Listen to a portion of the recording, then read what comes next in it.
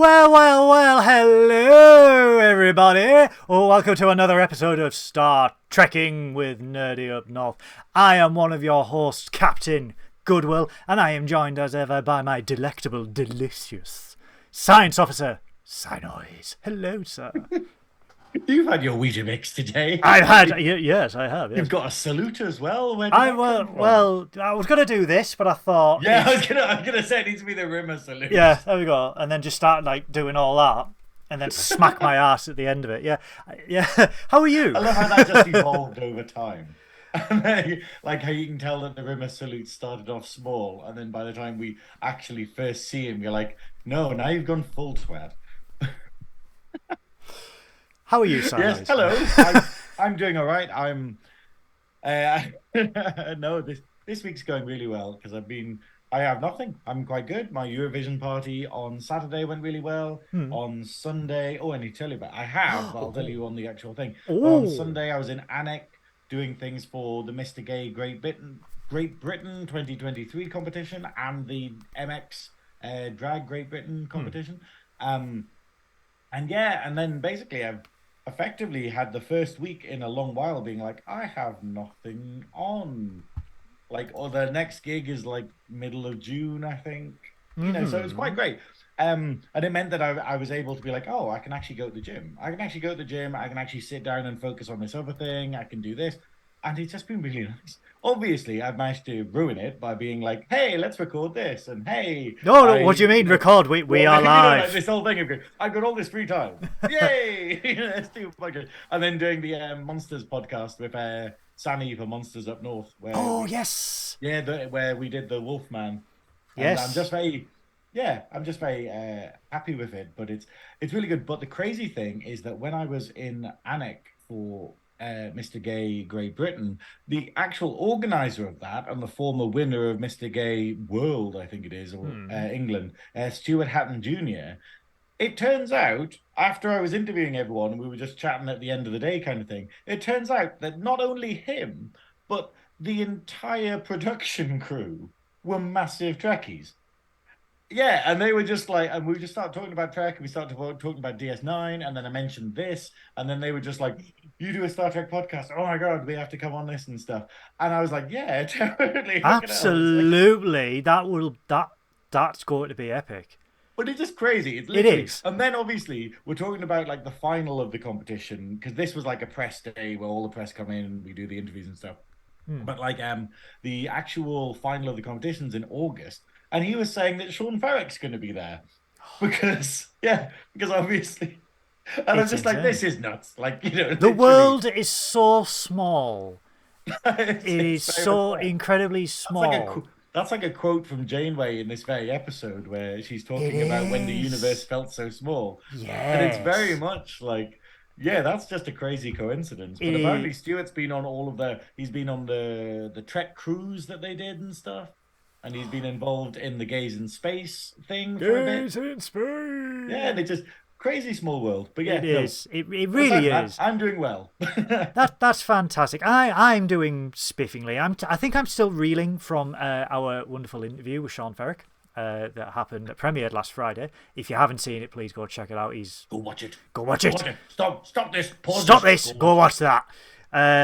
Absolutely love that dude to bits. But it's crazy to think that how small the world really is, where what you do outside of this has suddenly been dragged in to this world. Dragged. Yeah. Oh God, I'm punning involuntarily. Martha, get the cloth. I'm punning. It's but gonna take a fucking mop there. But it's. I also have a similar experience because I was talking to good Lord, who was I talking to? I believe it was a lovely little podcaster called Sohail, who does a Starfleet Boy podcast. Now, he's all the way in the United States of them Americas. And through... them dar colonies. And by proxy, like, another Twitter user was commenting, and then we got talking, and then he lives in Middlesbrough, 6 miles away from me. And it's like, of all the weirdest things that, hello, I'm talking to a man in California, Yeah. Oh, you're talking to a man in California. Oh, you're a smoggy. And it's like, what? Weird. It blew my mind. Because he said to me, he was like, dude, you literally live about 5 miles away from me. And I was like, I love that the northeast of England is for some reason Trekkie central. I'm like, and yet we don't have any conventions. it's almost You're like there was a great purge and all the Trekkies fled north into hiding. You know, it's like the Obi-Wan. Jedi after Order 66. Yeah, it's Obi-Wan with comm badges and tricorders instead of lightsabers. But it was so weird because it was like, oh my God, it's just like, yeah, he's like, I'm from Middlesbrough and you're from Redcar. And I'm just like, yeah. And I was like, oh, wow. And it shows how small the world is in reality. Like 6 degrees of separation, I fully believe that is a thing. We've only needed 2. 2, yeah, 2 degrees of separation. We just needed Paul, the intermediary. That's it. You know, how did you know? How did you eat? Go on. Yeah, that's it. What have you eaten this week? I don't know. It actually feels kind of weird. Like it feels like I haven't been on an actual Nerdy Up North podcast for ages. But then it's just because of how busy everything's been. Because in reality, I was on the Buffy one like a fortnight ago or something. You have been. It's just like, oh, it feels like forever ago, and I'm just like, oh God. You have been. You are a very busy person. That is the running theme for you. Like, how do you sleep? I'm getting that way. You don't, yeah. I'm getting that way because this week, this obviously premieres at 7:30 on a Friday when you guys are watching it. We're recording it on a Wednesday. I could just say though that the reason why it's premiering on a Friday is because I'm too busy. So it's this idea of like us being really stupid, and it was me. I remember it within the conversation. It was me being like, "No, we should definitely do it every week on a Friday. That's the best day to put it out. That will totally not have any problems whatsoever." And then as soon as we've got into it, I'm like, "Not free this Friday. Not free. Not this one." You know, and I'm just like going, "Okay, cool." But the power of recording and excellent production quality. But no, like. For you guys, hello everyone who's watching this on the premiere. We absolutely love you. In real life, when you're watching this, I'm most likely on a drip in some sort of intensive care ward because I would have been up for about 24 hours because on the Spectrum Sanctorum channel, I am a guest on their series The Agony Booth, where I am going to be joining in on reviewing the season 1 episode Haven from the Next Generation with Loxana Troy. Is it the first Troy episode? Yes. Because I remember this might be really daft because I saw the thumbnail for it, you know, because the event appeared and I was like, oh, cool, interested, but I'm not going to be watching that live because it's 2 a.m. and I'll be in a forest. Thank you, Goodwill. You know, I will literally be in a forest at this point, so I will not be watching it. But I'm interested. He is the Slender Man. But it's the picture of like the thumbnail and the guy in it. I don't remember this episode at all. It's where they organise a wedding for Troy. Oh, and she wants to marry. Oh, and the 2 kids want to marry. Yeah. That's the one. But he's actually not in love with her. He's in love with someone else or something. Yep, correct, Armando. Yeah. But isn't sorry? Okay, I do remember it, but I just needed a prompt. But the guy in it though, is that the person who's in DS9 where he's like meant to be? Jadzia is meant to be training him. Yes, I believe it is. Okay, so. Cool. Because I looked at him and was like, that looks really similar to that guy.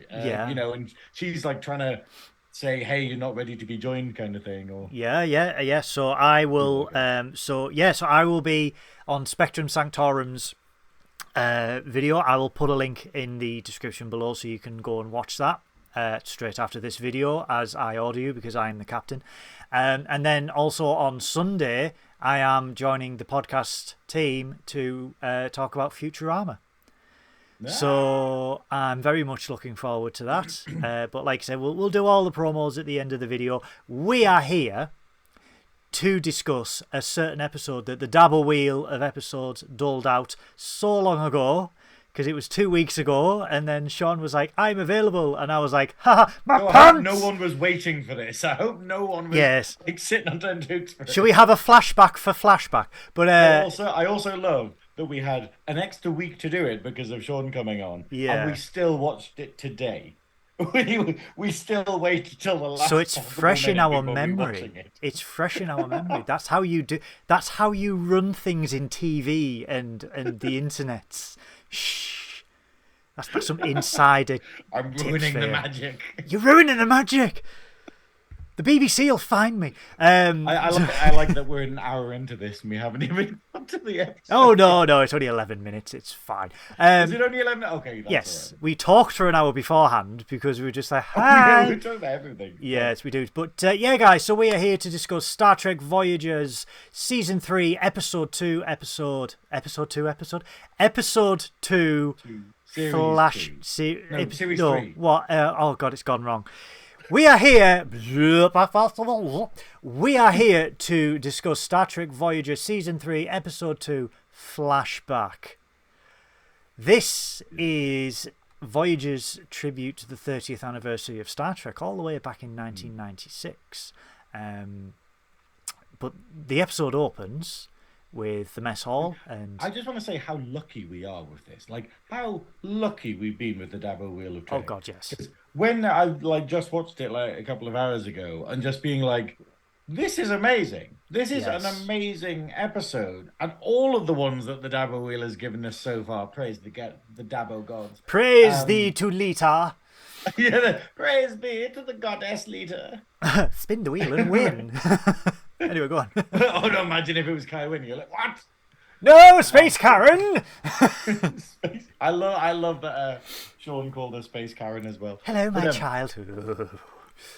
Anyway, go on. But yeah, anyway, but no, this is an absolutely phenomenal episode. Yes. And obviously, it's. I think this first scene, I'll let you do it. So actually, Well, I mean, the clue was in the opening of our very own episode where the lovely Adam Ashbridge has recorded an absolute banger of a cover of Star Trek Voyager. Everything for him is also in the description below as well, guys.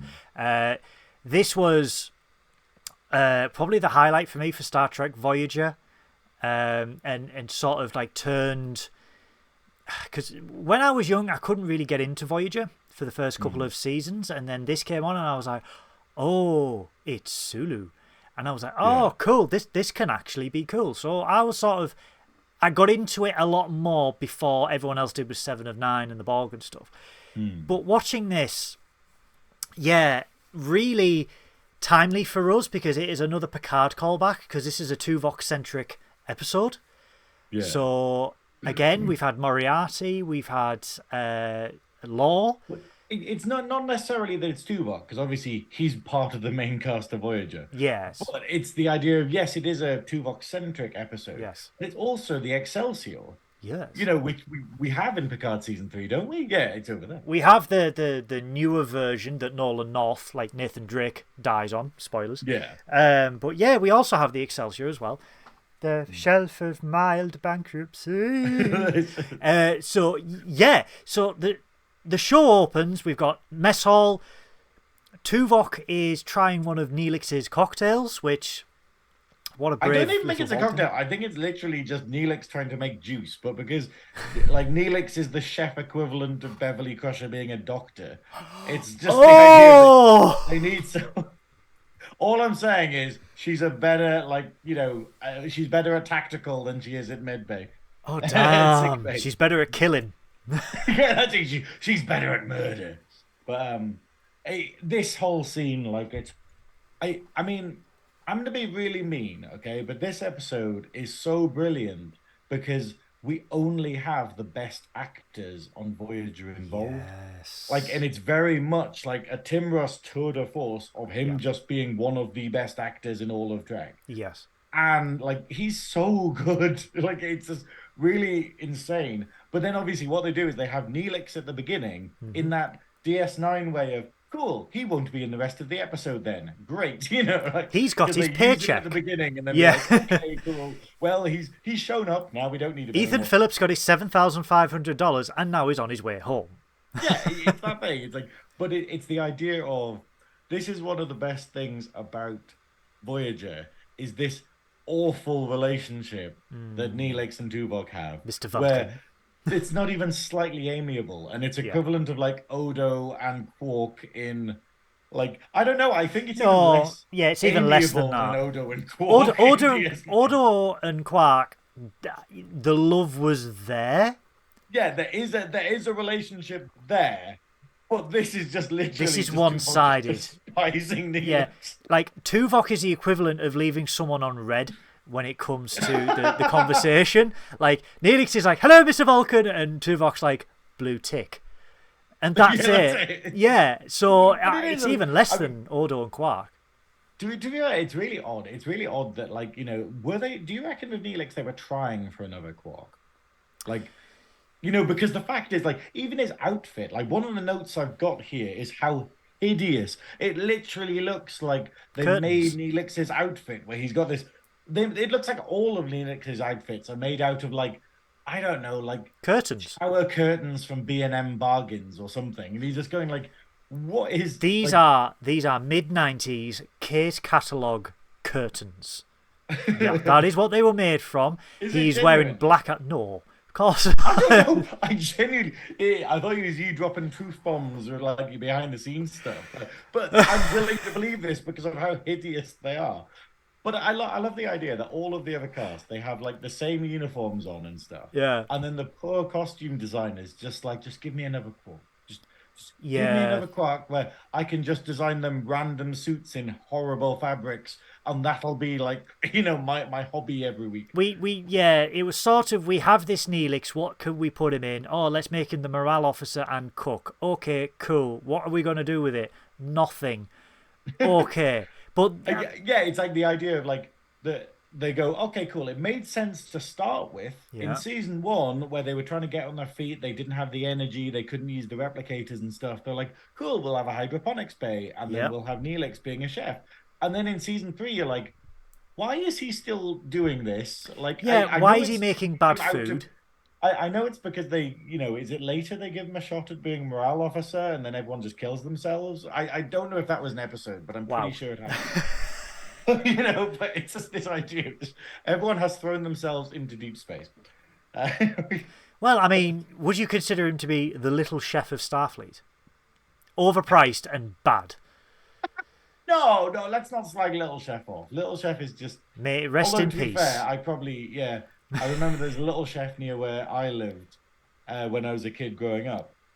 And it was a treat. It was like, oh, it was a big treat. Mum and Dad would take us there. And we didn't realize it was next to a full pylon. It was next to a full electrical pylon. And when you're in the car park, you could just hear the buzz. So how has the It's ringing just in like- your ears progressed over time? Are you all I know, right? it's this idea of having these pancakes are nice and possibly radioactive. But yeah. And still better than Neelix food. yeah, so he's trying to make Tuvok's breakfast with the eggs. The hot plate. I'm just going to call it a hot plate. Yeah. Catches we have fire. the line, I would prefer not to hear the life history of my breakfast. Yes. From Tuvok, which is a fucking zinger. I absolutely love that. But then they both get called to the bridge. This is Stardate 50126.4, which is still canonical from Encounter at Farpoint. So we are doing well, because this would have been season 10. So it's 5-0, so it's absolutely fine. Voyager has detected a gaseous anomaly containing ceruleum, a highly combustible energy source, and they are investigating, which is good.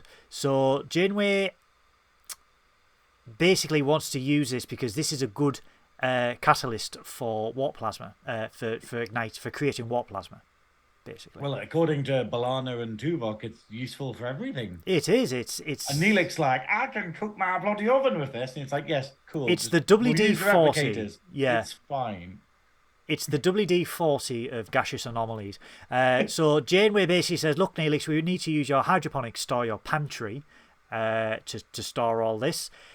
But then in the background we see This Tuvok. is like where you try and shove someone out, where you try and sort of just be like, oh, what a shame. Well, we don't like. Oh, it's your like avocados. in Office Space or whatever, where they get the guy and they just slowly move him into the basement, and they just slowly take all of his stuff away, and it's because he's been fired. he hasn't taken any notice. He keeps turning up. And they're like, let's just move you into a corner and forget about you. And I'm just I've like, this is been what there. Janeway's doing to Neelix. Yeah. Oh, we're gonna need that space. Oh no, you'll have to close your shitty little kitchen down. Oh, Constructive dismissal in space.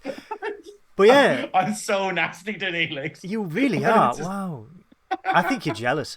But no, seriously. I think it's the idea of like Ethan Phillips is really, really good. I met Neelix him, he's wonderful. really annoys me, you know. Yeah. And Ethan does the best job anyone could possibly do with the character. But it just, like we were saying to Sean, I don't get how Neelix survived the cut and Kes didn't. You know, like. But she had a shelf life.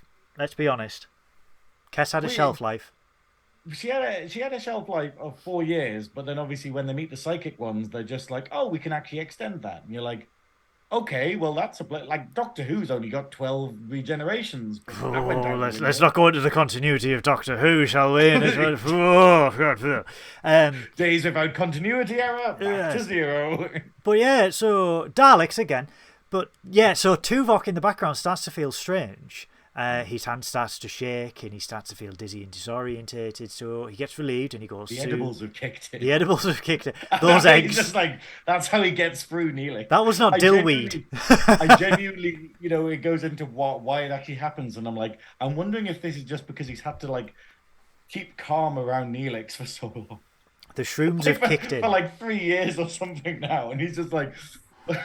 He's starting to snap. That's what it was. So yeah.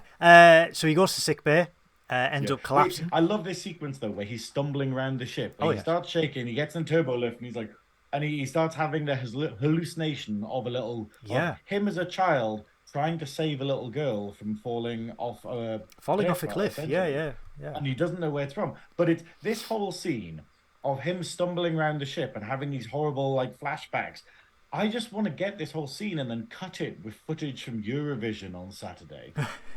So it's literally just him stumbling around going, and he just cuts to sort of like the finish entry, and then it's like this. I could totally do that. No, you give me the footage, I will do that. You could put anything into this scene and just have Tuvok freaking out about it, like these horrendous memories that he's been through. Making note for real.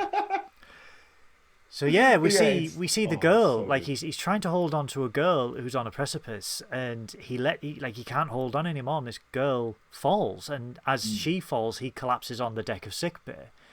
And then in the next scene, we see that he's saying that he was holding on to a young girl and trying to prevent her from falling, but he couldn't help at all. But he has no memory of this. He has no recollection of this actually happening because the doctor says this is an emotional response to a repressed memory. But he's like, this never happened to me. I don't recall it. So the doctor tells Tuvok to return to duty, but will monitor your neural activity with a device. And obviously, like I was saying about the actors, the Doctor, like the Doctor is Robert he is Picardo. a tour de force. It's just his lines here are so good. Like where he's talking about Tuvok being like, oh, in human terms, what you've what you suffered is like an extreme panic attack. He's like, but I'm not human. He's like, no kidding. It's the way he delivers the bedside manner is flawless. That's what it is. So good. But it's this idea of like how good he is, and it's everything. Like this is an excellent Janeway episode. It's an excellent Kes episode. It's an excellent Tuvok episode. Harry Kim is in it. Neelix is in it. No, Harry Kim's great in it. Ensign Kim is in it. Sorry, Ensign. Yes, sorry, Ensign. Know your role. Isn't he a captain now? Shut up. That's not canon. Lieutenant JG. So yeah, Tuvok goes back to his quarters and he's trying to build the Cathero. He gets pissed off. He goes home. Builds Lego. He builds Lego. Yeah. I'll get me Lego out. I've had a crap day at work. I'll get me Lego out. It's not working. But Kes comes in and she wants to know how he is and what he's doing. So he explains that this is Cathero. Cathero. Cathero Granville. Yeah. Tries to, because he's trying to build it using logic. It's logic meditation. That by this meditation he can make a structure from his mind with his hands. It's not working. Kes comes in. He sort of gives her the cold shoulder because you can tell she's worried about him, and he's like, "I'm fine, just piss off." And it's like, okay. Well, I like it though that like Kes is really good because it basically has her being like, "It's okay, I understand," because she's this wonderful heart character in it, and yet she doesn't really, they don't. I'm still. She's underused.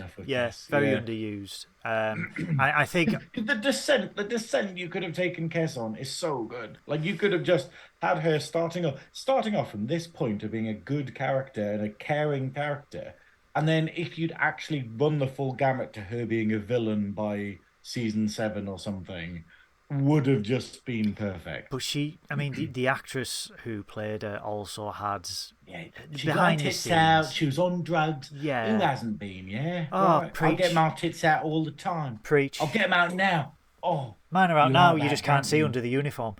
The that's how clothing works. Shh. But then we get the next scene the next day where it's Chakotay. There's a story of my people. Okay. And it's. Aren't you Southern American? Yeah, so it's. You're Canadian, but it's so it's Chakotay and Tuvok. Chakotay's asking how he is. Says he's meditated for 14 hours. Again, very cold with Tuvok. Walking on the way to engineering, meet Harry Kim in engineering, who Ensign says Ensign Kim, Basic Kim, who basically says that there's nothing coming from the nebula that could affect Tuvok or Voyager or anything. It's a standard Class 17 nebula, nothing unsurprising about it, so we don't understand what's going on. Tuvok then says, "Oh, well, best we do a sweep for cloaked Klingon ships." And then B'Elanna's like, "Oh, well, they're on the other side of the galaxy." And then Tuvok starts tripping balls again because he's had Neelix's eggs. So he starts tripping balls again, collapses on the deck of engineering, back to sickbay. And then the Doctor thinks that they are dealing with a repressed memory because in Vulcans, a repressed memory can actually cause brain damage because of the amount of emotional suppression that Vulcans go through, that this can have an effect on their physiology. So what they need... Which is crazy because this is what we have. Like the wonderful thing throughout Voyager is that we get to learn so much about Vulcans. Yes. In terms of just going, how detrimental the Vulcan conditioning is. Like, the whole thing of going, hey, suppress all of your emotions and it'll make you a better person. And then all it seems to do is ruin them. Where you have stuff like the Ponfar being insane. You have stuff like, I've forgotten the episode, but it's the one where Tuvok literally loses his mind. Endgame. Is it Endgame where he loses his mind? Where he's got the syndrome because he's been too far. Yeah. He was separated too long from his family. Because the neurological disorder he had meant that he couldn't mind meld with a relation or someone of his family to eliminate it. So it set him down the path of senility. Like he was senile by the end of it. That's not the one I meant. But I mean because we get a lot of stuff about Vulcans and the fact of this conditioning that they believe helps them. Doesn't like it actually does cause a lot of problems for them. But I suppose with them though, with the Vulcans, as we learned from Star Trek Enterprise, there was a cultural shift around about the time of Enterprise because mind melding was never a thing at the time of Enterprise. It was shunned. It was not heard of. So that's is that series 1 where they have that great episode about where T'Pol is violated by the mind meld, but then it's so shunned and frowned upon. But then in season 4 they realise that it can be used for beneficial purposes, that it could it could retrieve a chakra, like as we saw in Search for Spock. We've got not chakra, it's Katra.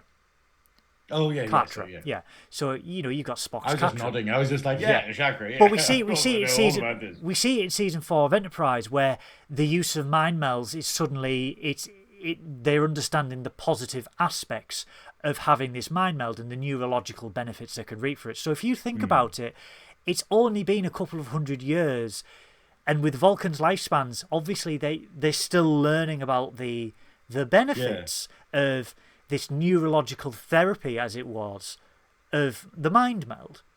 Yeah. So we do get and I find it, subtracting Enterprise from it, you learn a lot about Vulcan culture and physiology from just one Vulcan halfway across the galaxy away from other Vulcans, which I think is absolutely, you learn more about the Pon Farr, you learn more about what we learn in this episode, and obviously throughout. With this being a Tuvok episode, it's the idea of we've just got to give credit to the people who define their races in Trek. And with Vulcans, you literally have, you have, what is it? You have Spock, you have Tuvok, and you have T'Pol. Yeah. They are basically, what defines Vulcans. The same way that Armin Shimmerman makes Ferengi. Like he is. He's the definitive Ferengi. Dukat makes Cardassians. It's like the idea of this wonderful thing. Kai Wynn makes a definitive bitch. Does she represent Bajorans? She represents the bitch. Batch. Yeah. She's such a batch. Some of the scenes with Kai Wynn where like she walks away with a sass and it's like, someone's a bitch, and it's not Cisco and it's not Odo. And it's like, yeah. I do love though what's the episode where Kira literally just it's one of, I think it's season 7, it's right at the end, and it literally has like where Kai Wynn realizes that she's like been dealing with the Par Wraiths. Yeah. And spoilers.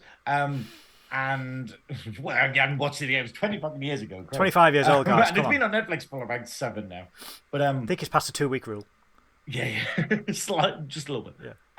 But no, that idea of just like where Kira just kind of goes like, there's loads of opportunities where Kira just kind of goes like, yeah, you're a monster. Like you do not get what you're meant to be doing. Yeah. And then obviously where she's like, oh, you finally know how to help. You can give up being Kai. And Kai was like, no, hang on. That's not what I meant, Yeah, exactly. And, going back to Voyager, Tuvok, if you ask for a definitive portrayal of a Vulcan, most Trekkies will say Tuvok. Yeah. Because yes, you get great exposition with Spock all the way through, and we are still getting it with Strange New Worlds, which is fine. But we get it with Spock, but not for long. Yeah. We only have like less than 40 episodes of the original series, and then the movies pretty much, and the animated series that exists. And the Kelvin verse and Strange New Worlds. No. But yeah, so a tangent. Going back to the scene, so they basically say that the mind literally lobotomizes itself if they are not able to bring this subconscious memory to the consciousness, so that the emotions can be dealt with, and that the whole traumatic memory can be addressed. It only has to be done with someone who is family. However, Tuvok's in the Delta Quadrant. His missus is probably sat watching Loose Women in Vulcan, 70,000 light years away. I haven't seen my husband for 3 years. Colleen Nolan is still going on. Yeah, Colleen Nolan's still there. What is it? A hairnet on. She's got her hair in curlers. Bloody Denise is still there. Tim Healy, what an absolute... All right, Denise. But it's... Yeah, so Janeway is asked to perform a mind meld to help bring this subconscious memory to bear. Now, I love this, though. She gets picked because she is the closest to Tuvok out of the whole crew, so it does make sense. But this continues the Star Trek, tradition of let's put very important people in unnecessary danger. Have you done a Will Catherine? Where they just go this thing, okay, she's the captain of the ship. Let's put her into a dangerous mind meld. That'll be fun. It's the same way as in other things where they're just like, oh, yeah, it's just sort of... it's just like our Chief O'Brien. Let's just get him to pilot the ship, pilot the shuttle pod on a really dangerous mission. Anyone could do it, but no, it needs to be him. And you're like, what? The greatest Starfleet officer who ever lived. Let's just send Riker off to a random planet somewhere. Well, Riker's been kidnapped. There's two of Riker. It's fine. There's two of them. There's a backup Riker. There is a backup. Yes, there is a. Oh God, poor women of the Alpha Quadrant. There was a backup Riker. I've had both. Yeah. Well, Okay. So they do the mind meld, trying to find this memory of when Tuvok was a boy, but oh my, they end up on the Excelsior and we see Sulu. It's so good when you hear the first line and he's just like... And he emerges out of the smoke as well, just for the added fantabulousness of it all. I'm so annoyed, though, that shot doesn't linger. Like, can you imagine, that shot, because it does the whole thing where the fog goes, he's standing like that, and then it, fades to black for, American adverts or whatever. It should have lingered for longer, and then had him be like, oh my. It would have been so good. That must have happened on set. It must have been Oh God! He should have done it. He should have done it in the next scene with the tea, where he's like, yeah, oh my, and that's where it came from. What is it? Good tea, nice house. But good tea, nice house. Beheadings are on a Wednesday. So yeah, we see Sulu on the Excelsior Bridge. Clearly, this is not the memory that they wanted. A lot of turtlenecks. That shows you it was the past. Monster Maroons. The Monster Maroons were out in force for this episode. God damn it. So clearly this is not the memory that they wanted. We see Commander Rand from the original series. See, I was gonna, because I was like, I don't remember who she is. And I was like, but I know I should. And I was like, I'll wait till we're actually on the podcast, and then Goodwill will tell me who it is. So this is a bit of backstory. So this is Yeoman Rand from the original series, Series 1 of Star Trek. Now, she was going to be portrayed as the love interest of Captain Kirk. Yeoman is basically... not an ensign. It's sort of like it's old styley version of cadet in training. Right, yeah. Like Wesley Crusher was a cadet in training. He had a field commission as a cadet. A yeoman is basically someone who is on board, who is essentially the tea maker for everyone. Right, they gain enough credit for them to go into Starfleet Academy and go into training. Oh God, I've just realised who it is. Yeah, in the first episode when they get captured by the big heads. Yeah. No. Is it? That's the cage. That's the cage you're thinking of. Oh yes. No, she Yeoman Rand turned up with Kirk. She was only in a few episodes because sadly there was. She's the one with the psychic kid though, isn't she? Yes. Yeah, she's the one that he's perving on, and he teleports her away and stuff. Yeah, no, cool. So I just didn't know her name. so Rand was in a few episodes, and then she sort of just disappeared, and it was because unfortunately there was really sad. But again, this is how seedy certain things were in the 60s. There was an element of harassment, shall we say, to keep it PC, to keep it TOS. TOS. There was an element of harassment behind the scenes, and the actress left the show. She was invited back for the movies. She came back in the motion picture because Gene wanted her back. This was sort of because there was a grand plan for Yeoman Rand, and they couldn't fulfill it. So to bring her back, they sort of honoured that character.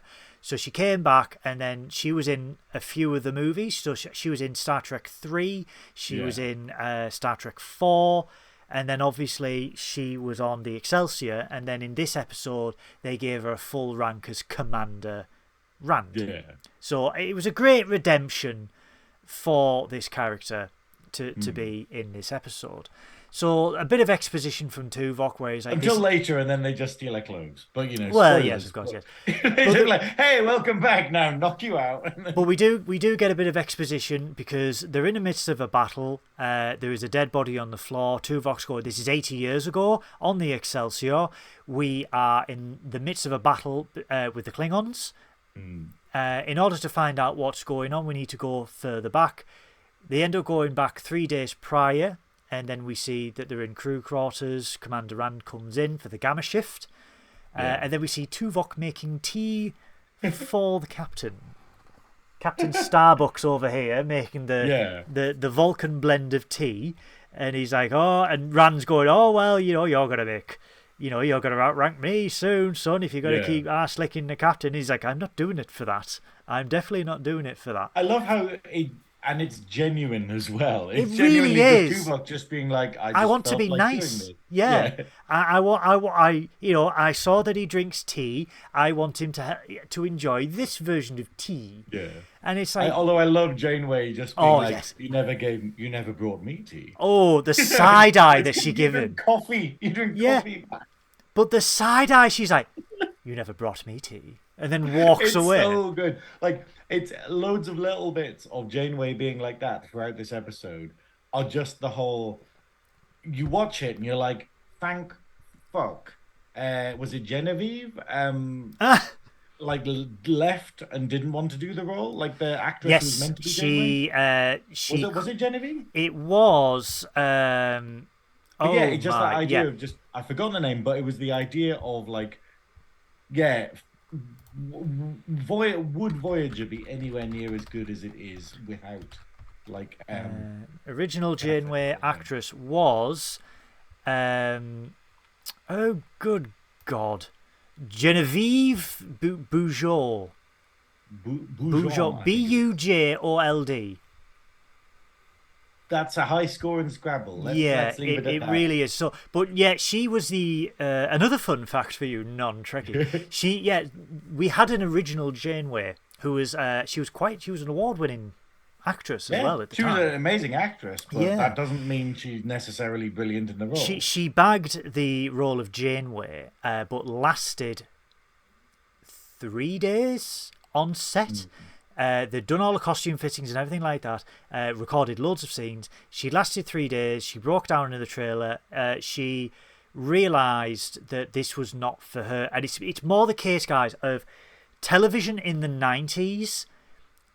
That was your life. Working in Hollywood at those times, that was you had nothing outside of that production. So for actors, as people who watch this who are actors will know, there is a lot of sitting about. Yeah. Where that's acting. That is acting. It's sitting around. We need to reset the cameras. We need to set up a bloody that little train thing so they can get a So production days before regulation came in would be between 14 to 21 hours a day. And Genevieve had obviously been in movies where this is different and everything is everything is a little bit better, but she quickly realised after a few days, I cannot do this for 26 episodes for 7 years, because Paramount at the time, the contracts were 7 years. Next Generation... Yes, they didn't think it would go past the first season, but the goal was 7 years. DS9, 7 years. Voyager, 7 years. Yeah. So their contracts were basically, you signed a contract before you auditioned to say, if you get the role, you are doing this for 7 years, 26 episodes, salary negotiable afterwards, blah, blah, blah. And we've seen how difficult it is to get out of that contract. With what happened with Terry Farrell. Yeah. So she pulled out. Kate Mulgrew, who was arguably the original choice, was brought in. Yeah, it depends who you speak to. Some wanted Kate Mulgrew, some wanted Genevieve. Yeah. It's arguable. It's debatable. So Kate Mulgrew came in, and obviously they had to reshoot certain scenes, but as you see on screen, if you look at the Genevieve Janeway and Mulgrew's Janeway for Mulgrew is a better fit with everyone. Yeah, like Genevieve tends to be colder. Like in the scenes, she tends to be, and it's a thing of when it's like, I think there's a scene between her and Tuvok or something. Yeah. And I remember just being like, this is literally like two walls talking to each other. It's very cold and very Vulcan. and Janeway, like, what is it? The Janeway we got, she is cold, but not. There's so much She nuance to warms the over coldness. time though, whereas I think Genevieve Like, was. it's the fact that she's strict. She's like like Janeway is literally the strict headmistress, but who does have a heart of gold under it, but she's Yeah. got a job to do. And that's exactly what the character is meant to be. Like, and that's how Kate Mulgrew plays her. And it's so sorry, It's I'm no, having a no, fangasm about no. Janeway. Tangents are what we are known for, and tangents are what we are going to provide. So yeah, so it's a little bit of a Trek fact for you there if you didn't really know there was an Sorry, original I Janeway. derailed No, everything don't again. be Sorry, sorry. guys. Don't be sorry. But yeah, so they go back to 3 days. Tuvok's on the bridge, and we see the Excelsior Cup, which everyone who was a hardcore fan wanted this teacup. Yeah. And he goes, "Oh, that's an excellent blend. I'll have to promote you." And he's like, "I didn't do this for promotion." He's like, "You have to take a joke." And he's like, "Well, yeah." But then, he makes a little reference to Spock, and he's like, I know Vulcans can can tolerate a sense of humour. Yeah. So we go back to the science station where Tuvok is, and Jamer goes, "Well, I didn't know you were on the Excelsior." And he's like, "Yeah, I thought your first post was the Wyoming." And he's like, "Needless to say, I had 2 careers." And it's like, "Oh, Yeah. okay." And he's And like, it's weird that that doesn't show up because I'm wondering if "Oh, it I'm does wondering later if on." it no, but I'm wondering if it's like his career here doesn't show up because he left and because the whole thing Different centers serial around. numbers. Is it? Yeah, so obviously, I mean that's been the fansplanation that obviously if you resign your I commission, assumed it was just because he was there serving during this thing where something happened it will that be officially classified. didn't happen. Yeah, They were like, oh, and he left during that. Therefore, in order to have him leaving during that period, let's just get rid of his whole record. I Or, the explanation would be that because he left for 50 years, obviously things change in half a century. So he yeah. would have had a new serial number, new career, and he would have had to, let's be honest, they would have had to relearn everything because if you look between 2291 when this happens and 2341, a fuckload happened. Jean-Luc is born and then becomes a captain in that period. So it's like, yeah, a lot would have happened. That is a lot of context. That's actually. It is, isn't it? Yeah, Yeah. but yeah, you had two enterprises in that 50 years. So a lot would have, you could sort of appreciate, yeah, shit would have happened. So you would have had to. I mean, I go away for 2 weeks and I need to know how to do my job again. So 50 years, I wouldn't know my login. Would you? Yeah, no, it's a good point. Like. Oh, Tuvok 1. Oh, shit, what's my password? No. So yeah, I could sort of get that. But so we get Tuvok explaining that, this is before Praxis exploded and the Klingon moon. A lot of undiscovered country references because, spoilers, guys, this is the undiscovered country subplot. We then get a lot of intercut scenes between the undiscovered countries opening and re-recorded scenes, which are slightly different. There's a shockwave. It absolutely pelts the Excelsior. The beautiful China teacup gets destroyed, which everyone cried about, and the floor gets stained, which I cried about because I needed to mop it. The carpets. The decking, man. Everyone's flying about. I'm sat with a mop. So yeah, the Excelsior gets hit by a shockwave. They go, what the hell happened? Turn the ship into the wave. They come out. And they go, the shockwave emanated from Praxis, which is a Klingon moon, a major source of resources for the Klingon Empire. Instead of seeing the rest of the opening, we get more exposition from Tuvok where it's like, yeah, we got hit by this shockwave because the Klingon moon exploded. It literally broke in half due to overmining. So we offered assistance to the Klingons, and the Klingons were like, nah. Fuck off. Internal matter. So they just they went on their merry way. Except Sulu throughout wants to, because it accelerates forward in this scene, doesn't it? Because it then goes to the part where the Chancellor of the High Council has been assassinated by presumably Kirk and McCoy. They are arrested for the murder, and then Sulu wants to mount a rescue, and Tuvok straps on a pair of cojones at 29 years old and goes, "Ow, Sulu lad." I think it's great though, because like Tuvok is kind of in the right here in regards to, but it's the fact of Tuvok is the Starfleet from the future, and that's obviously exactly what Janeway points out later, where it's the fact of like where it is more about rules and regulations, and just being like, we shouldn't put an entire crew's worth of people in danger just for the sake of it. And he is right in the capacity of they save themselves anyway. Spoilers if you haven't seen the film. Spoiler, you know, but it's this idea of like.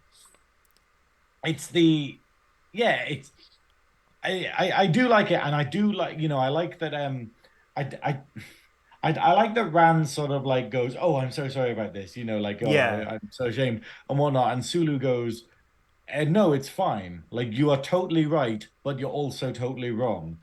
It's that, and it's that whole thing of going, this is when the rules don't meet the reality. Yeah, and it's sort of Sulu educating him that take your nose out of the book, because this is what actually happens in real life. Like with any job, you get what you get on paper, and then it's like, okay, this is how you actually do it. And Sulu was sort of doing that to Tuvok. He's like, I know you're young, I know this is your first tour of duty. This is what we do out here in space.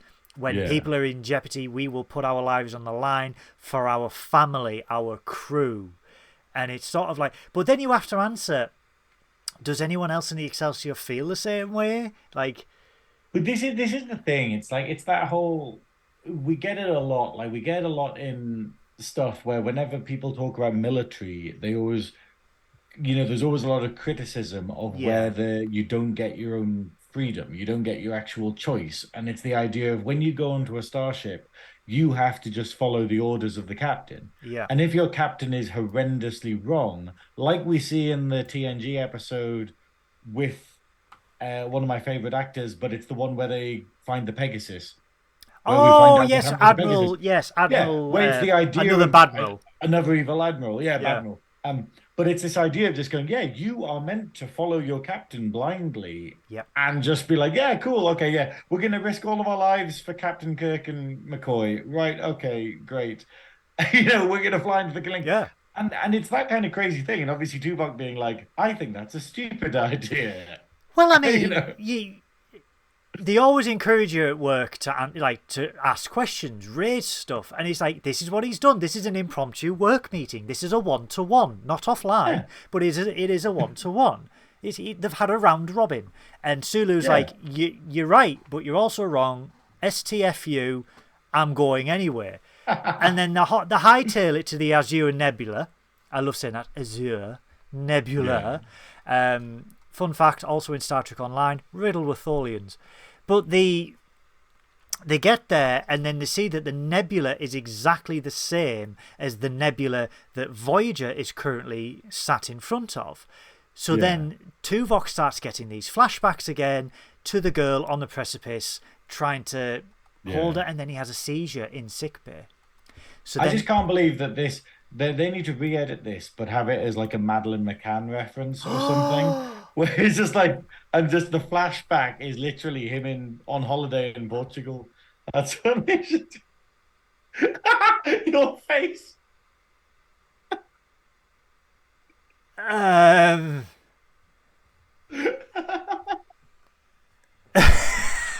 Look, I'm just saying that's how it happened. And Tuvok was there. So anyway, we get back to sickbay. Moving on. Oh God, we get back to sickbay. Hello, chat. Hello, hi Americans. Don't Google Madeleine McCann. They know. They love all of the crazy British bullshit. They love the royals. They love I think they care more about the stuff than we do. Like in terms of like, what's the name? The king. Princes. Harry and Meghan. Oh, I don't know. They But care anyway, more about them than we do. But anyway, we get back to sickbay. The doctor can see that Tuvok's pathways are continuing to degrade, so they need to do something, otherwise the brain damage will be irreversible. Janeway's in a ready room having a coffee while this is all happening, reading about the Excelsior, as you do. Yeah. Ensign Kim comes in, basically says, Can I have a promotion, please? Quiet, you! Why don't you bring me tea? That's it. I don't see 7 kinds of Vulcan tea from you, Harry. You're an ensign, Harry. She's looking on the computer and she's like, "This never happened officially." Yeah, And she's just like, oh, "Okay," and it's this learning exercise. And but Kim's. I love this scene though. I love it how Janeway's acting very wistfully about how crazy and wild it was.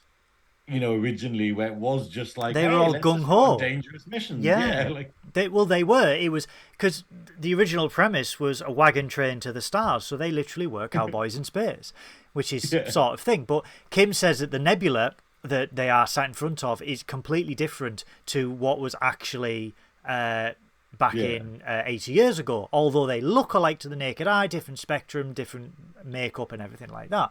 So then she goes on about, like you said, about the Excelsior and how it would have been back in those days to go on one away mission with them, with phasers blaring and stuff like that. And you sort of like, I could sort of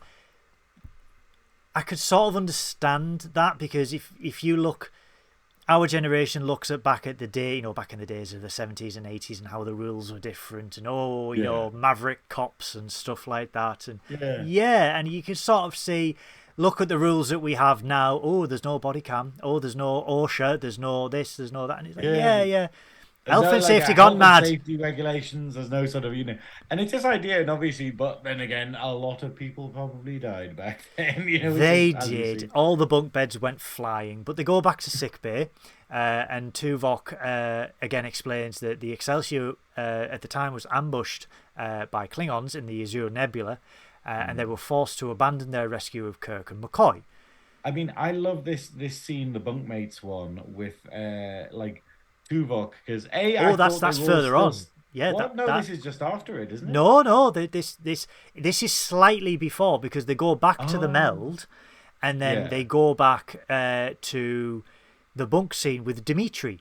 Yeah, which is what you were going to say. So please discuss. No, it's not interesting. No, but it's the idea of the bunkmate scene with Dimitri, and just like seeing Tuvok just be a dickhead, just a.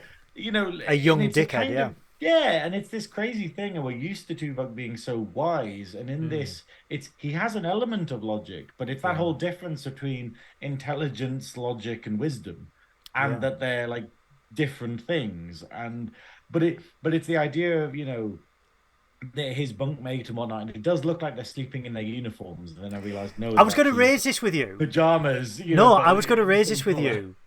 Why? Because they literally were sleeping in their uniforms. Now, are they off duty or on call?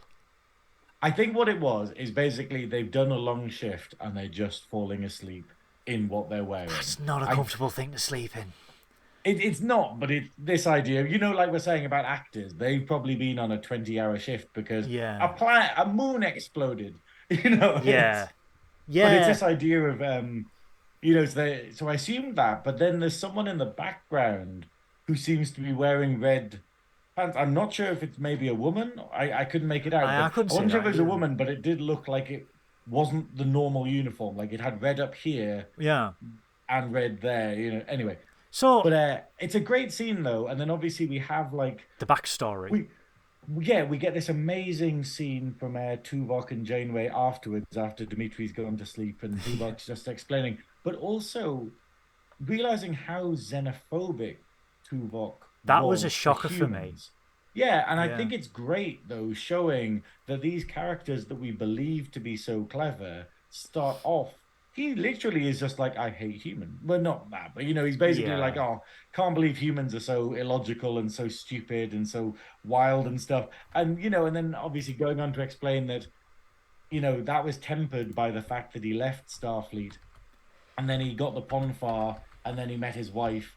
And then by having kids, he realized how important Starfleet was. Yeah, because he had something to lose. Yeah, and then he wanted to expand his knowledge of the galaxy as well. So he sort of had like a premonition, like not a premonition, a realization that what he was when he was younger is not who he wanted to be. Yeah. So and then it was his parents press ganged him into Starfleet, and then obviously he didn't agree with it then, but then he's actually like, yeah, that is what I wanted to do. I just didn't like being pushed into it. I also sense a bit of nepotism because obviously his father's on another starship on the Yorktown, so it's like, right, okay, so maybe there is that bit of nepotism where he's pulled some strings, got him on the Excelsior and stuff like that, and you can I don't know. I think it's maybe the O'Brien Keiko effect, which is what I'm thinking, which is basically he's like, oh, I'm married with kids now. Suddenly, I want to be on the other side of the galaxy. Just... Oh, you're going to Bajor for 4 months? Yeah. Oh, no. Oh, what a shame. I'll just have to play Warhammer with me doctor. Yeah, we love Warhammer. But yeah, it was. I do think it was a great scene with a bit of a good bit of Keiko mention. I know, yeah.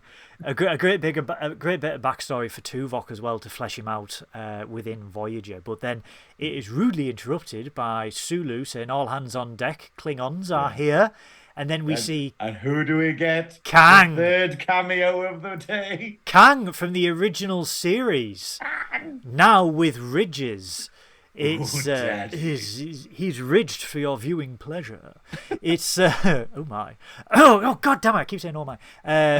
Wait, it's a perfect episode to do it. Yeah. I think it's the only Voyager episode we get to. But I mean, did you know, because of this episode, again a tangent, but I need to say this. Did you know this episode was the call for a spin-off with Hikaru Sulu, Star Trek Excelsior. So he wanted... why am I forgetting Sulu's real name? George Takei. George Takei. I am so sorry. I am tired.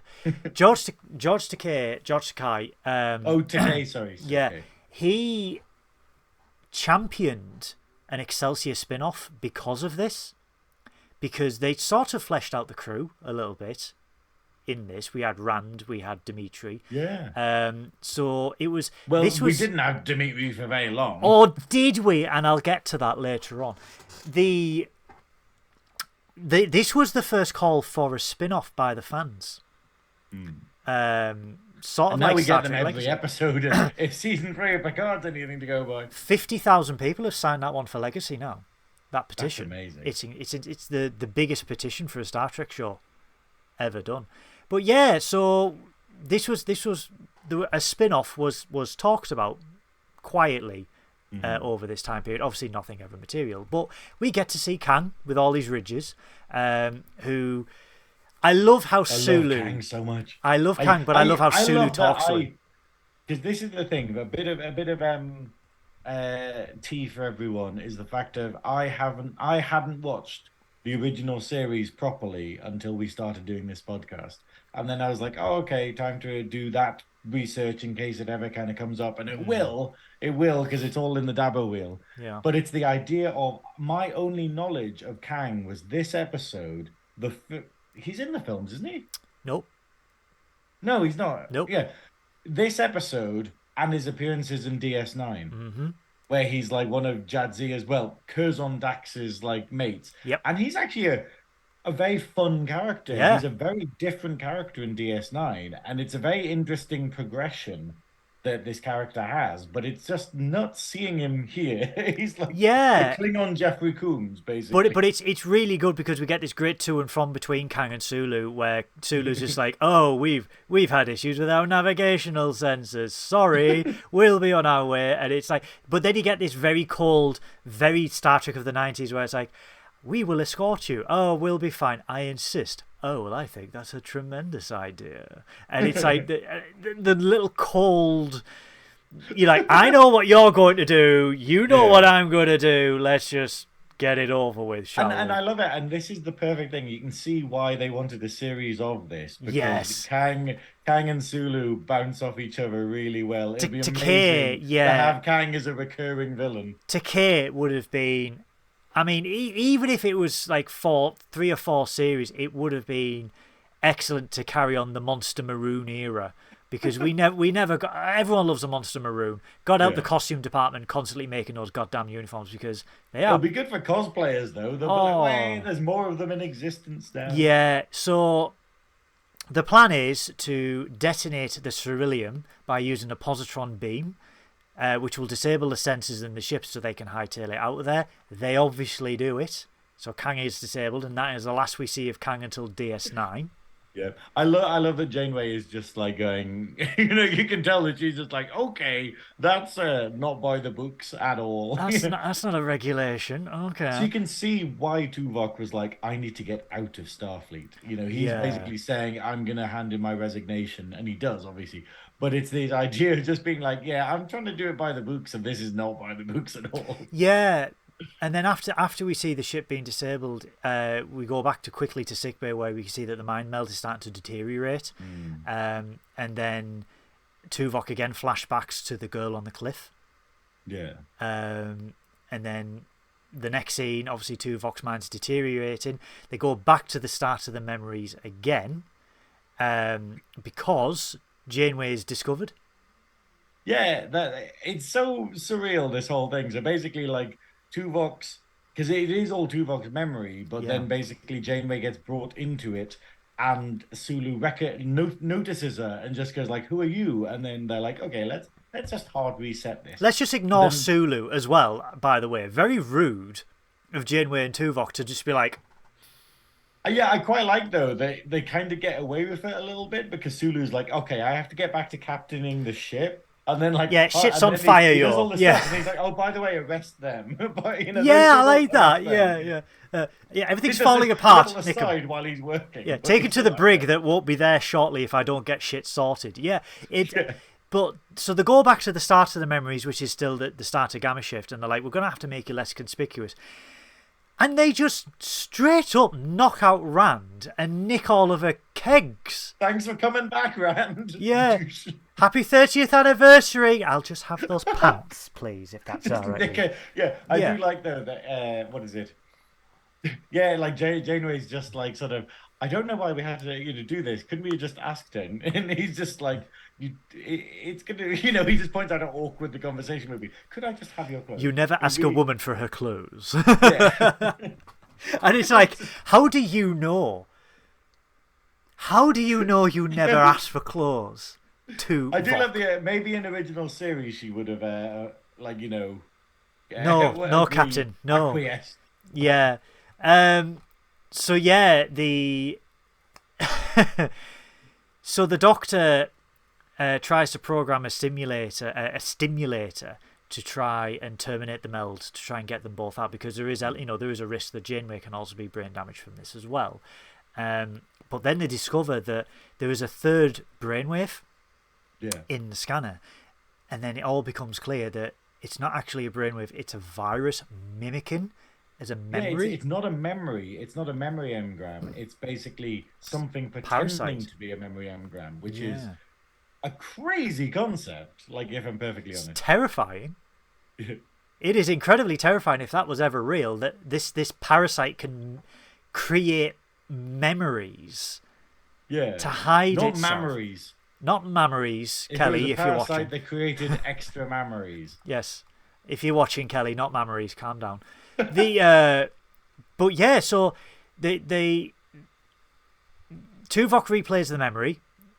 Janeway, because obviously we've missed out that Dimitri dies. Oh yeah, yes. Dimitri dies. Dimitri dies. Yes, Dimitri dies. It's pivotal to the episode. Pivotal to the episode, and also canonically breaking, because Dimitri is alive at the end of Undiscovered Country. Is he though? He is, because there's a scene. Could it not have been Weekend at Bernie's style? I mean, there's no sunglasses on him, and he's not held up by string. Are there two people on either side of him holding him up?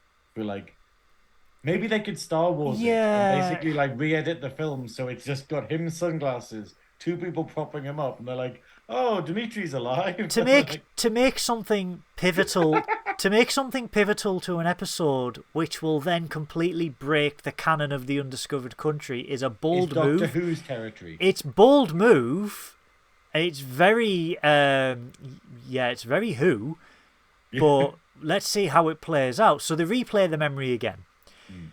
They replay the memory. They basically, Janeway and Tuvok are thinking that this memory is triggered by Dimitri dying, so they need to find out what triggers Dimitri dying. The Doctor and Kes are trying to keep them both alive, trying to isolate this parasite, trying to sever it. Yeah. Dimitri dies again. They then see the child fall, and then we get the roll call of diverse kids circa 1996, which on reflection, did we need the roll call of diverse kids in diverse attire? Yes, I will say yes. We did need the full African. Did we need the Mongolian? Ceremonial garb. We needed the Mongolian. The American in the baseball outfit. Yes. Ginger Kate Mulgrew that looks nothing like real Kate Mulgrew. That is the most ludicrous thing. It's like, that's not Kate Mulgrew. That's not Janeway. That's like her from the Disney film Brave. That's who that is. Yeah. If you had a chance to change your parasite, would you? Yeah, just let your friend off a cliff. Touch my palm.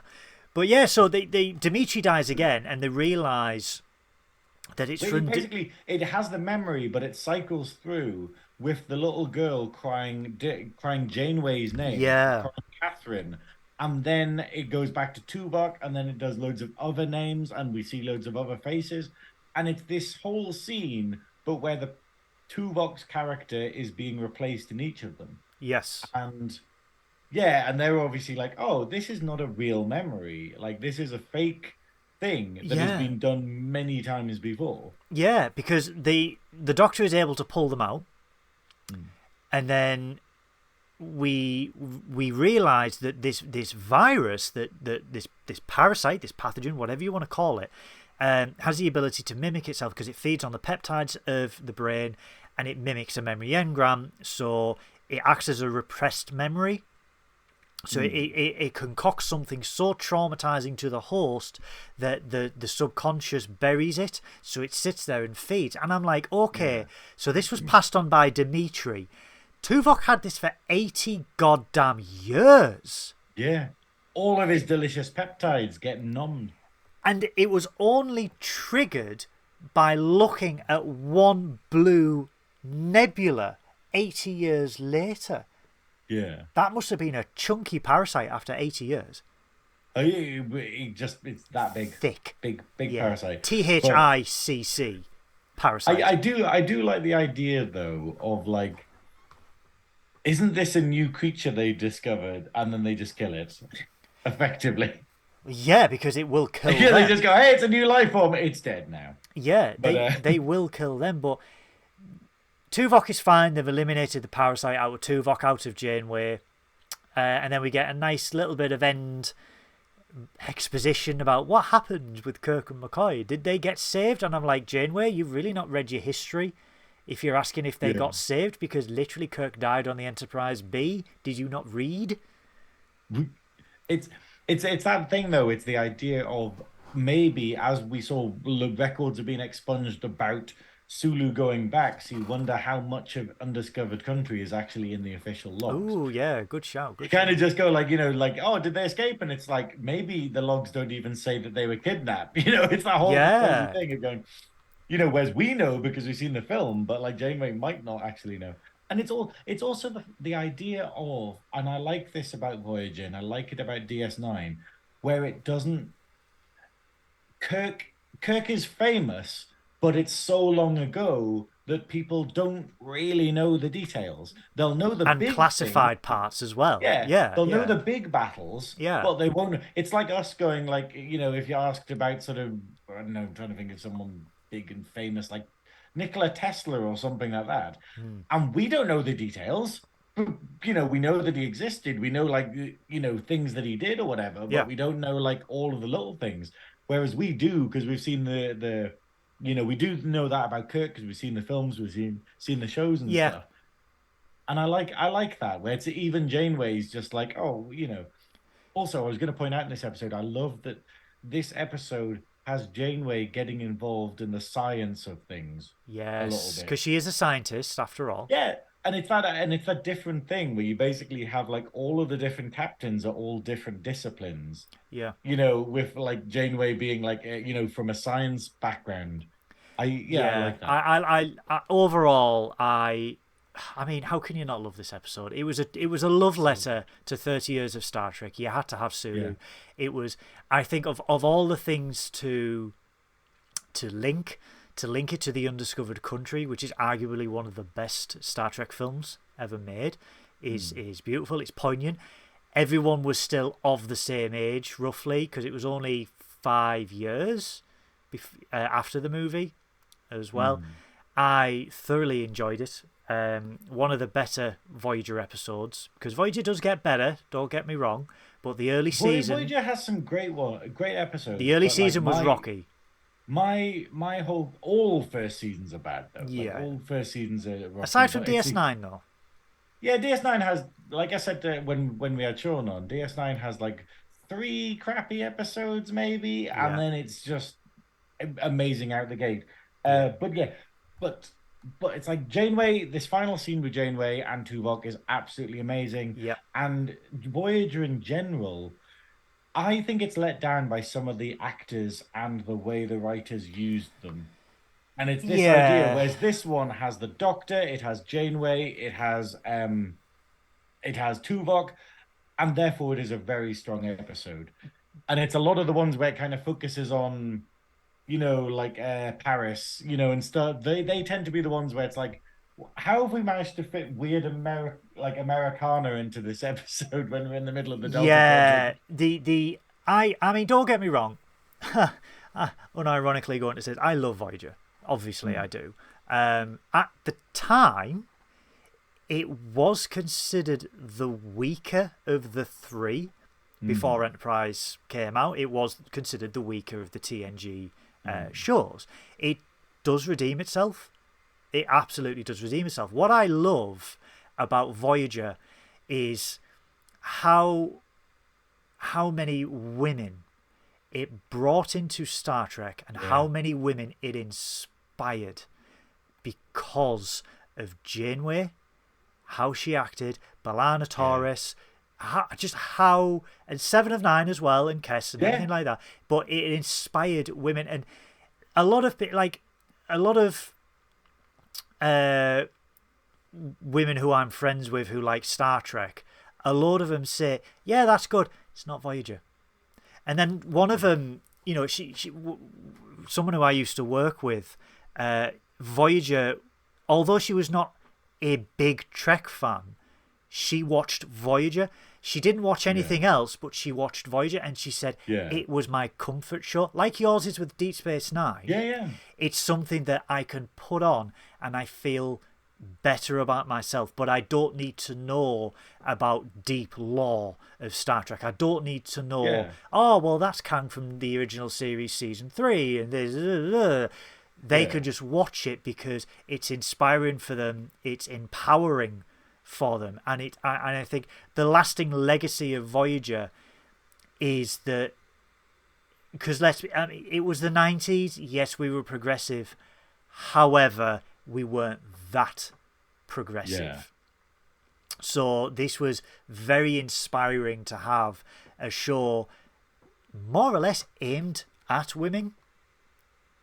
I don't know if I agree with it, but I think it's the idea when we say a show directed at women, I imagine it in a more patronizing way. Yeah, and but it had a more female focus. Yeah, that's it. I think it's just the idea of they just went like, hey, why can't we have the women doing everything? You know, like the women being sort of, because DS9 does have it. Like Kira. You know, that's it. Whereas TNG is slightly further back with it. Yeah. Where it's just going, you're the Doctor, but you're still, But like a mum kind of, and But I remember my mother, and when we were watching Voyager, she was like, "Oh, do you not like? Do you not like this?" And I'm like, "Why?" "Oh, well, because it's not Picard and it's a woman and so." And I was like, "I don't care." Like, people of our age wouldn't see that. Like, yeah, I never saw that. As a child, you're not up to certain issues.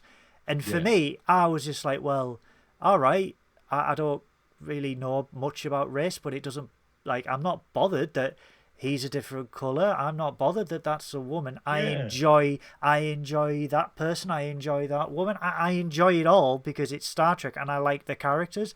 And it's sort of, It's like we have in Picard, where I will slag off season 1 and 2 of Picard, and then I'll say I absolutely love season 3. And it's not nostalgia, it's not anything like that. It's literally just good writing. And the yes, whole thing about all of the Next Generation series is that the writing is spectacular. Voyager has some amazing writing, as we've just seen in this episode. yeah, It has some bad episodes, but then we were literally just talking, the Agony Booth was talking about Prophet and Lace. They're talking about yeah. Haven Review. No series is safe from bad episodes. No, of And course not.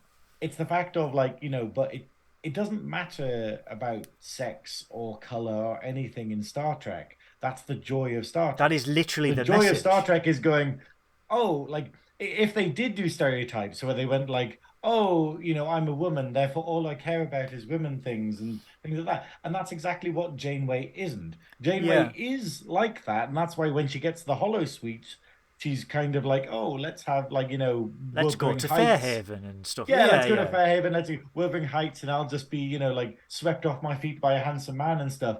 But it's the fact of showing that a woman is so much more than that. Like 100%. that she is able to be like, yeah, cool, but my job is this, and to do this, I will do this, you know.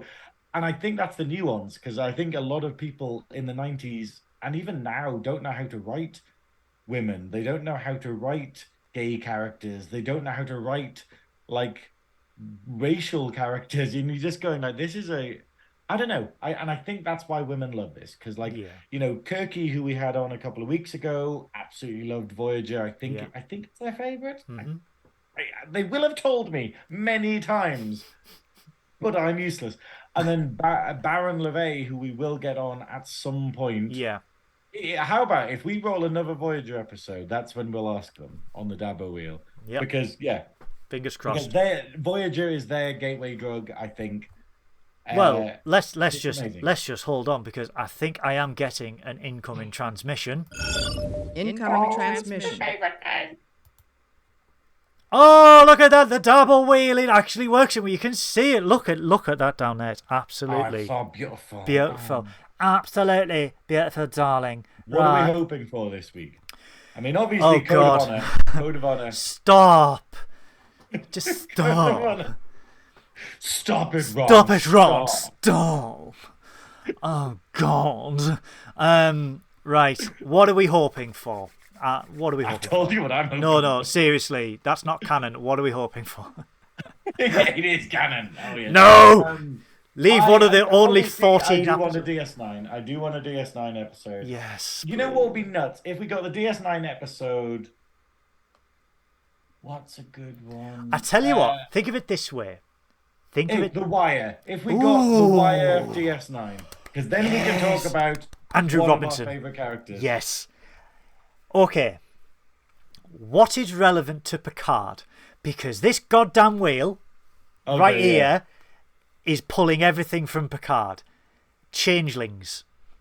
Yeah. Something to do with a Great Link. Season 3, Episode 1. I think DS9. I'd say it should probably be the double parter where in DS9 where basically Enobran Tain and the Romulans try to destroy the Founder's whole homeworld. Ooh. That is referenced in Picard. It is the main focus of why Vadic is a rebel. Yeah. That I think that would be a crucial episode if we wrote that. Shall I begin the What roll. it's called as well. So let's see what happens. Okay, I'm going to roll it, guys. So here we go. It's spinning, it's spinning, it's spinning, it's spinning, it's spinning.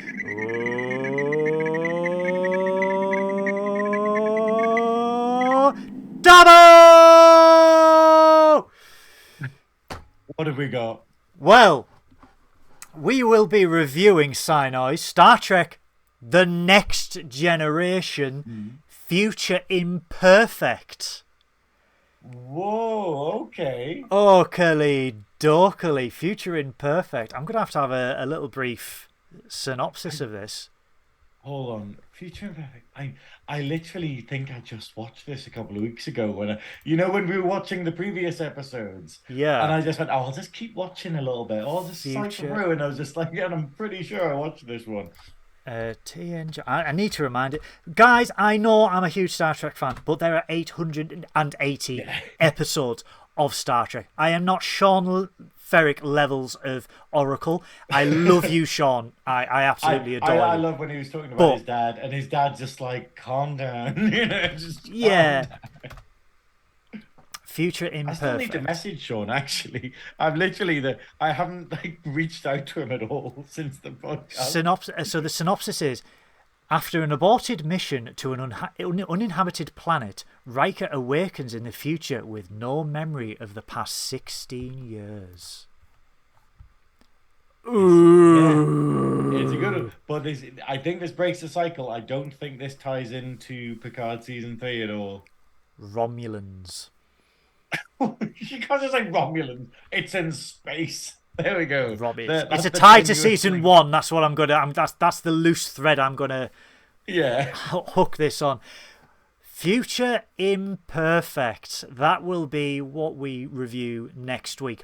Or will we? Will we get another guest? We don't know. The rules of Star Trekking are chaotic. There is no order. But it will be live next week because I've made sure that I have nothing on the Friday. No, it won't because I've got plans. I'm only joking. Okay, I'm only joking. I was gonna say. I was like, no, I'm so close. I'm only joking. No, it will be live next week. We might have a guest on. We never know because we like to play fast and loose with the guests. But fast and loose is my sex life. That's how I describe it. Fast and So that is Star Trekking with Nerdy Up North, ladies and gentlemen. We have reviewed season 3, episode 2. Synoiz has completely lost all structure. How long have we been going? I've totally ruined this. It's only 1 hour and 28 minutes. We're fine. Oh, wait, we're fine. It felt like we're not done longer. yet. We're not done yet. What? We are not done yet. I'll get me executes out. Okay. Synoiz. I'm gonna do my back triple. My egg brethren. My back triple. Jaffabat. So, right. Let's get this out of the way because there is a ton of stuff happening with me, Synoiz, Nerdy Up North. Like we said at the beginning of the video, you will be watching this on a Friday night. You will be having your nice Chianti or Chateau Picard if you enjoy mild, dry wine. Sunday, Nerdy Or if he gave it free for Christmas. Yes, but I'm not a wine expert. This Sunday, Nerdy Up North will be discussing all things Futurama. I will be their lovely guest, and I will also be joined by Nerdy Jesus himself, Jake. Nerdy Jesus, who talks like this? Oh, he talks like this. Oh, hello. Oh, hello.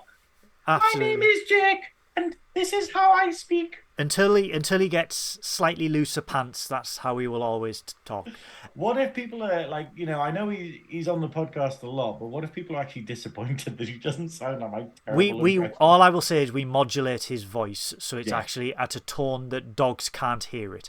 So he will be on the podcast with me on Friday. Like I said, I am on Spectrum Sanctorum's Agony booth. So please go check it out. I will bob a link in the description below, guys. And while you're there, give them a good subscribe because they are absolutely hilarious. And they do support Nerdy Up North. They are an American-Australian channel. So huge shout out to them. While you're liking stuff, why don't you like our friend Sean Ferrick's What Culture and Clone Star podcast series? Obviously, give it a squeeze. Give it a squeeze. Make sure it's ripe.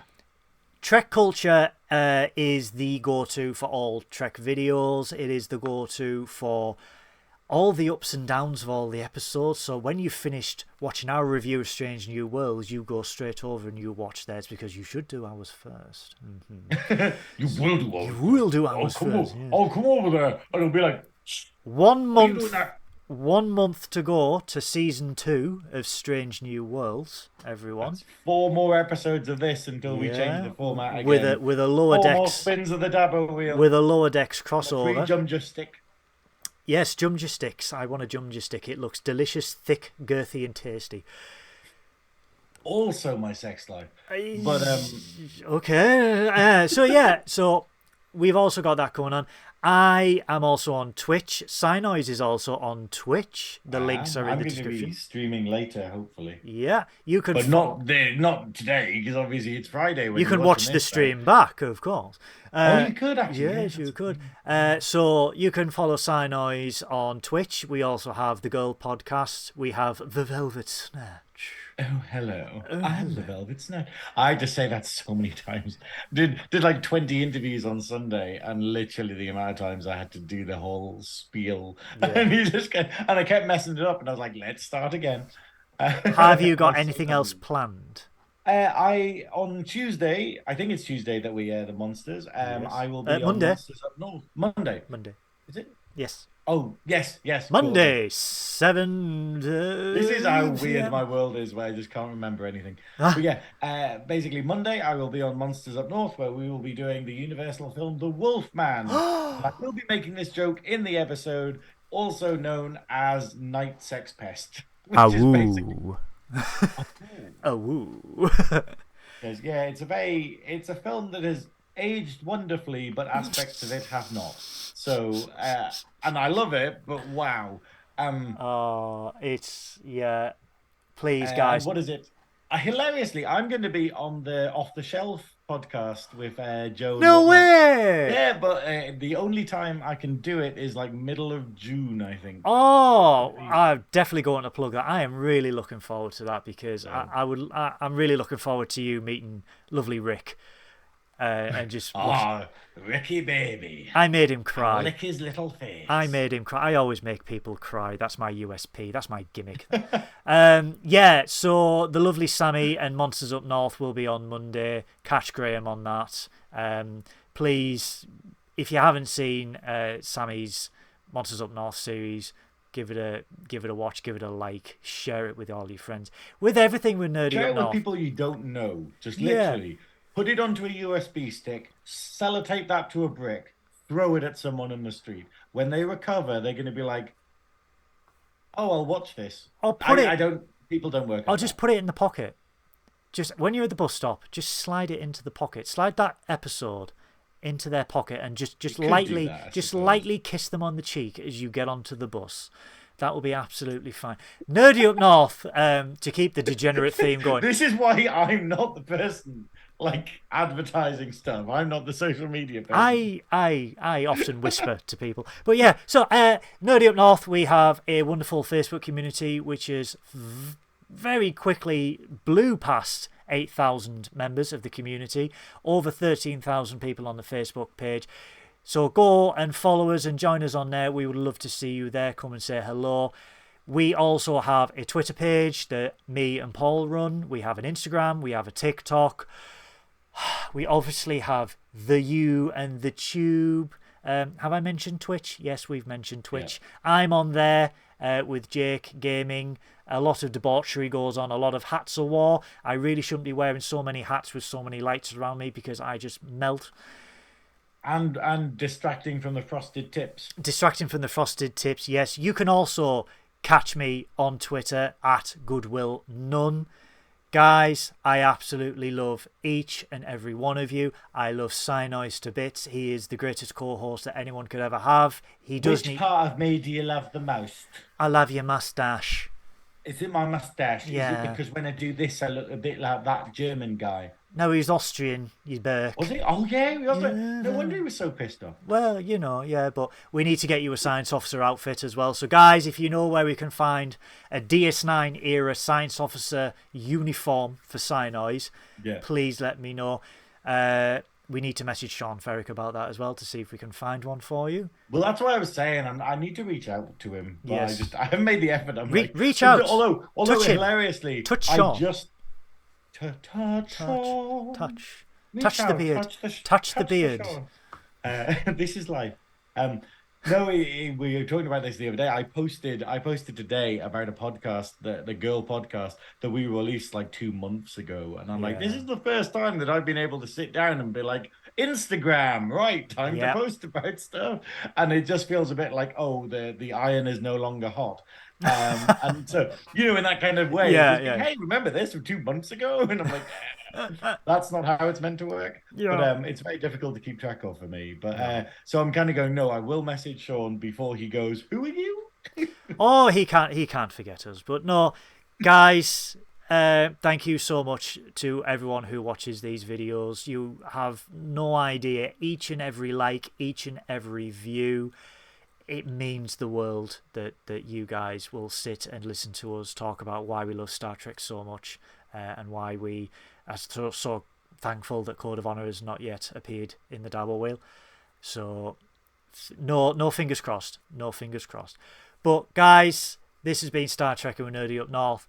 We will see you next week. Live long and prosper. We love you to the ends of the earth. Bye-bye. Miles?